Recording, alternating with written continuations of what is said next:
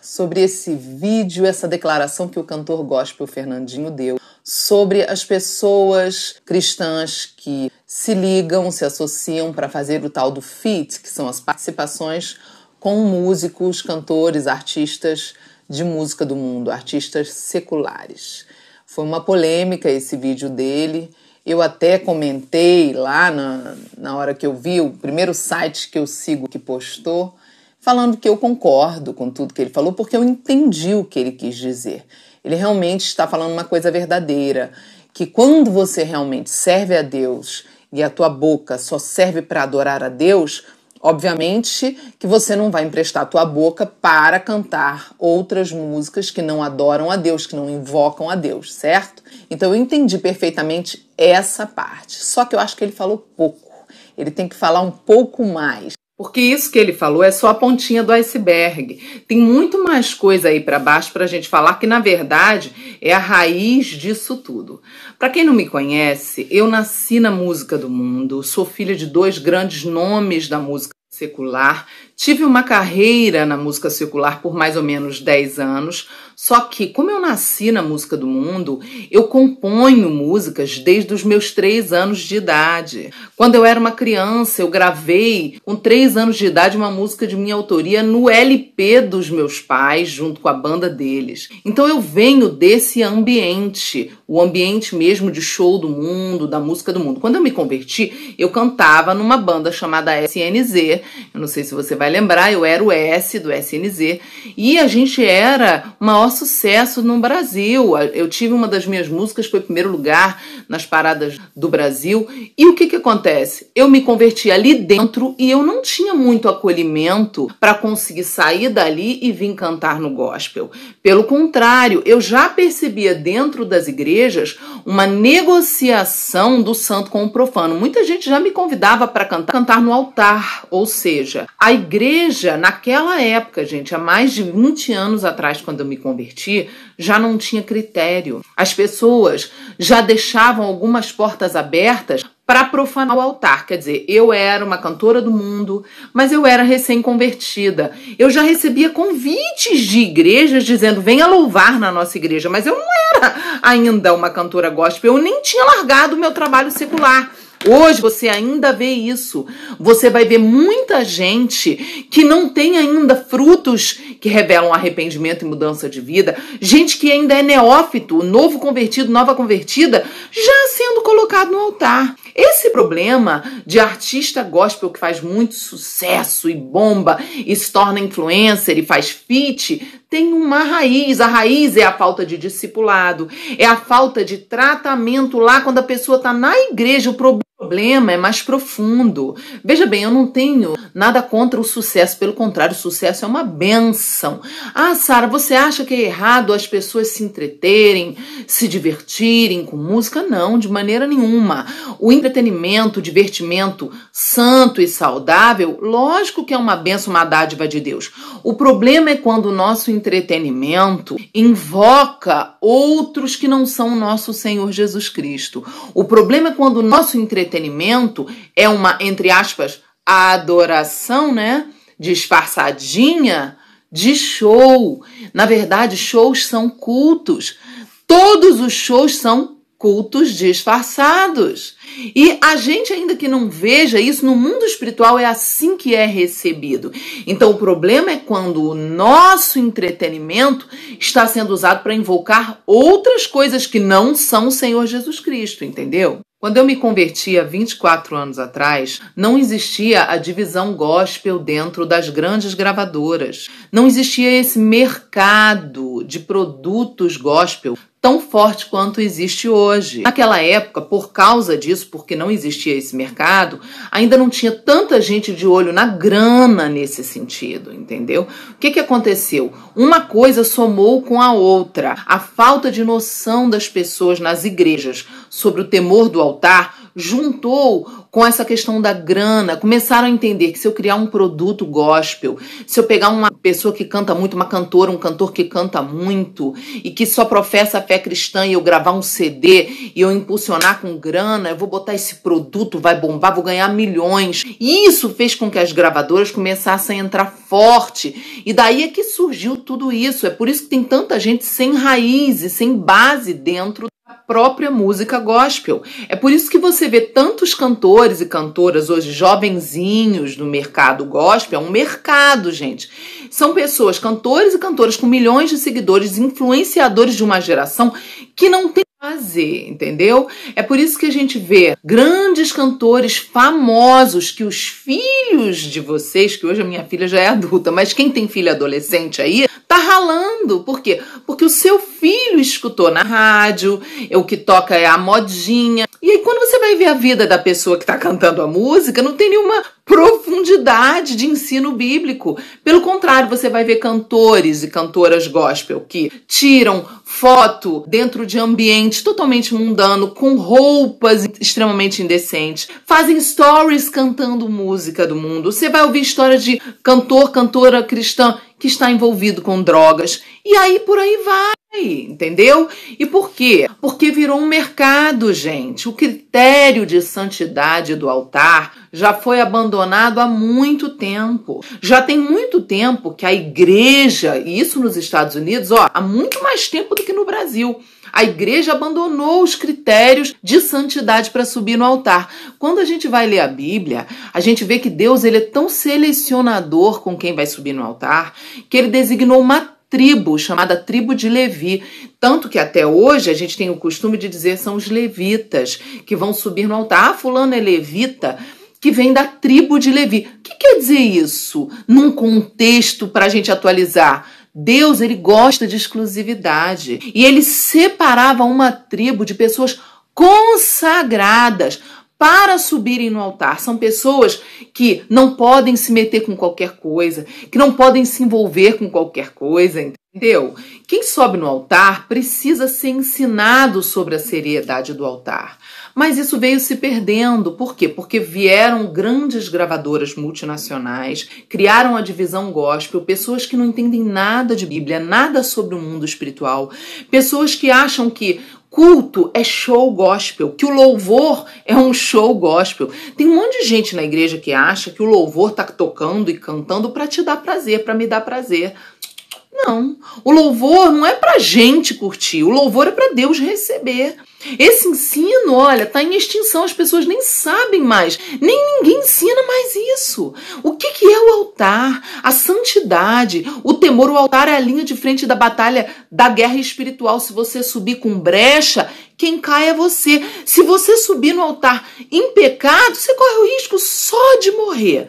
Só isso, só morrer, só bater as botas. Ah, Sara, mas acontece que fulano e fulana, eles cantam música gospel, mas eles não cantam no altar da igreja deles, não. Eles fazem que nem lá nos Estados Unidos. Você sabe como é que é nos Estados Unidos? Nos Estados Unidos é assim. Tem um cantor de música secular, não tem nada de vida com Deus, não tem nenhum relacionamento com Deus, mas simplesmente grava um disco gospel para vender no mercado gospel com a sua voz. Isso é um mercado que simplesmente pega a voz do cantor que faz sucesso no secular e grava agora só com música gospel. Isso aconteceu agora no Brasil, isso está acontecendo agora aqui no Brasil. Um monte de gente que não tem vida no altar, que não tem vida de consagração, tá cantando música gospel e vendendo e tocando na rádio e arrebentando. Qual é o problema disso? O problema disso é que os jovens, os adolescentes, os seus jovens, os seus adolescentes, eles querem cantar aquela música da pessoa que não tem nenhuma consagração no altar da igreja. Eles querem trazer aquilo que tá na rádio para o altar da tua igreja e aí é que mora o perigo.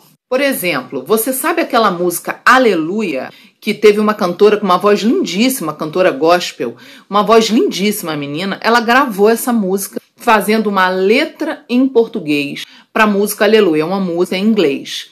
O compositor dessa música, o Alexander Cohen, ele não é crente. Ele se declara budista, não tem nada a ver com Bíblia, a vida dele. E a letra da música original é uma zoação para as pessoas que querem se emocionar. Ele literalmente fala o seguinte, olha, é muito fácil emocionar na letra. É só juntar o tal acorde com tal acorde que você vai sentir emoção. É uma zombaria. Aí ele põe no refrão, aleluia, aleluia, aleluia. Os crentes sem noção, sem cultura, não sabem ler o inglês, pega lá, troca e canta uma música. No altar tem um monte de igreja que canta essa música até hoje. As pessoas precisam entender que toda música ela tem uma fonte de inspiração por trás. Eu componho desde os 3 anos de idade. Eu sou filha de 2 grandes compositores. Será que eu sei disso?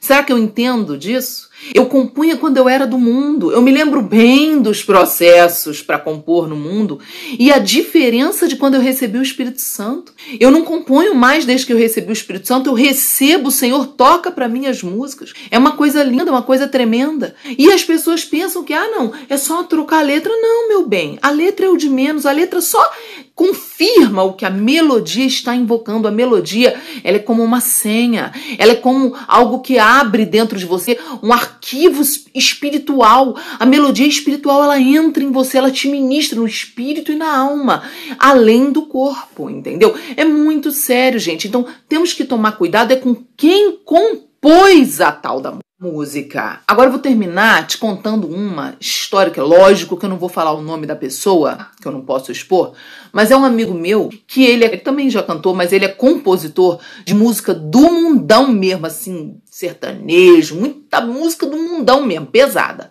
Um dia ele chegou pra mim e falou assim, você tá cantando gospel agora, Sara? Aí eu tenho umas músicas gospel. Eu olhei bem pra cara dele e falei, como assim? Você não é da igreja, você não é crente, você nem crê que Jesus é o Senhor? Ele disse pra mim, não, mas é muito fácil fazer música gospel. Eu pego a palavra amor e troco pela palavra Senhor. Eu pego a palavra carinho e troco pela palavra unção. Então meu amor, eu quero teu carinho, eu boto meu Senhor, eu quero a tua unção. Isso é a realidade que já está acontecendo nos Estados Unidos há muitos e muitos anos e no Brasil hoje.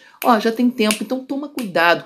Olha os compositores das músicas que você ouve. A conclusão é que essa coisa do feat que o Fernandinho falou é só a pontinha do iceberg.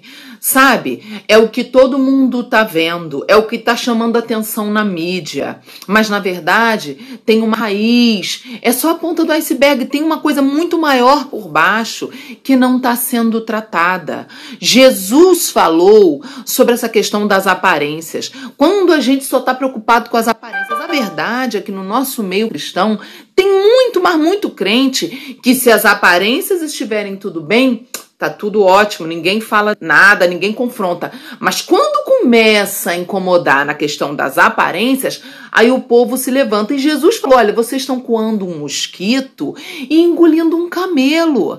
Vocês estão preocupados com um detalhe quando tem uma coisa muito maior que vocês estão deixando passar. Ele falou isso lá em Mateus 23, 24. E essa palavra não era para os gentios, para os ímpios, para os incrédulos, não. Essa palavra era para nós cristãos. Era para os crentes essa palavra. Então veja bem, Sara, o que você sugere? Você acha que as gravadoras, grandes gravadoras, estão erradas em ter uma divisão gospel? Não. Sabe por quê? Porque as gravadoras finalmente chegaram com profissionalismo para fazer o trabalho profissional que as gravadoras evangélicas era tudo amador, não sabia fazer. Eu acho ótimo. A questão é que a gravadora do mundo, elas não têm obrigação de saber de Bíblia. Quem tem obrigação de saber de Bíblia somos nós, somos a igreja. E nós somos os responsáveis por ensinar o nosso povo, os nossos jovens, as pessoas da nossa igreja, sobre a seriedade do altar, sobre o poder de uma música, sobre o poder de invocação de uma música. Então não é a gravadora que tem que mudar, somos nós da igreja que temos que mudar, porque quando as gravadoras entenderem que a música gospel só vai vender para eles a partir do momento que o compositor e o cantor, a compositora e a cantora estiverem em santidade e consagração, quando as gravadoras entenderem isso, as próprias gravadoras não vão mais contratar pessoas que não têm coerência com o que cantam e com o que vivem na vida particular. O problema é que a igreja consome sem olhar pagar quem? A igreja consome e bota no altar e enriquece as gravadoras sem nenhum critério de santidade. A culpa é nossa, a culpa não é das gravadoras. O trabalho das gravadoras é ser profissional. E quando a gente mudar e a gente parar de consumir aquilo que vem de uma pessoa que não está em consagração, aí as gravadoras automaticamente não vão mais contratar pessoas que estão vivendo em pecado, entendeu? E aí o artista gospel que é convidado para fazer um feat com um cantor de música do mundo, se ele tem uma vida de consagração, se ela tem uma vida de consagração, é uma pessoa que vai buscar a direção do Espírito Santo, é uma pessoa que vai determinar os limites para a sua participação. Por exemplo, vou cantar no show da fulaninha lá que usa roupa de piriguete, de cachorra. Meu bem, eu vou sentar com ela, vou dizer, olha, você vai botar outra roupa na hora que eu entrar, nós vamos mudar o ambiente, eu vou levar a minha equipe de intercessão, eu vou orar com você antes, você já entregou sua vida para Jesus? Aí sim, gente, se a pessoa tem uma vida coerente com o que a pessoa canta, uma vida de consagração, de unção, essa pessoa pode sim entrar ali num ambiente e fazer a diferença. Mas a gente vê isso hoje em dia? Não, a gente vê mais o crente sendo influenciado pelo mundo e passando a almejar o sucesso mundano do artista de música do mundo. Que vergonha e que tristeza que o Espírito Santo deve sentir, né? Quando vê o coração de um crente desejando as coisas do mundo. Agora, quanto a mim, eu posso falar. Eu fui transformada por meio de um discipulado, de um tratamento de confronto, de mudança de vida. Eu aprendi e tenho pregado isso há mais de 15 anos. Gente, o altar da igreja é o lugar que, se não tiver consagração e santidade, aquela igreja pode ser linda, milionária, poderosa, ter mais de 5 mil, 20 mil pessoas, que não vai mudar nada territorialmente. O altar que tem fogo estranho não muda, não faz a diferença nos céus de uma cidade, de um bairro, de uma nação. Não muda. É por esse motivo, amanhã, 7 de setembro, nós estamos todos entrando em oração por causa de toda a manifestação pacífica que nós queremos mudar o Brasil, mas não adianta nada se os altares das igrejas continuam cheios de fogo estranho, fogo profano, imundície, pecado. Por quê? Porque nós temos que mudar isso urgentemente. E eu encerro com esse texto de Salmos, capítulo 24, que diz assim, verso 1. Ao Senhor pertence a terra e tudo que nela se contém. O mundo e os que nele habitam, tudo pertence a ele. Verso 2. Fundou a ele sobre os mares e sobre as correntes a estabeleceu. Verso 3.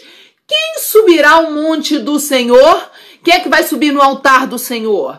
Quem é que vai permanecer no seu santo lugar? Quem é que vai ficar com ele na eternidade santa com ele? Verso 4 ele responde, aquele que é limpo de mãos e puro de coração, que tem mãos limpas e coração puro, que não entrega a sua alma à falsidade nem jura dolosamente. Verso 5, ele obterá do Senhor a bênção e a justiça do Deus da sua salvação. Verso 6, tal é a geração dos que o buscam, dos que buscam a face do Deus de Jacó. Verso 7. Levantai, ó portas, as vossas cabeças. Levantai-vos, ó portais eternos, para que entre o Rei da Glória. Levanta a tua cabeça para os portais eternos, porque Jesus está voltando. Jesus está voltando. Entenda, mãos limpas significa o quê? Sem sujeira, sem pecado, sem praticar pecado. Coração na Bíblia é alma, alma pura, alma limpa, mãos limpas e coração puro. Significa eu não peco nem na prática, nem nas minhas vontades, vontades transformadas. Quem subirá ao monte santo do Senhor? Quem vai subir no altar do Senhor? Quem vai habitar no lugar santo do Senhor? Aquele que anda em santidade, aquela que anda em santidade. Quem é que tem que subir no altar do Senhor? Quem está em consagração, como era a tribo de Levi, uma tribo separada da sujeira, separada do pecado. Esses são aqueles que têm que subir no altar do Senhor. Jesus está voltando. Vamos nos consagrar. Está muito perto. Vamos acordar. Em nome de Jesus. Que Deus abençoe a todos e até a próxima.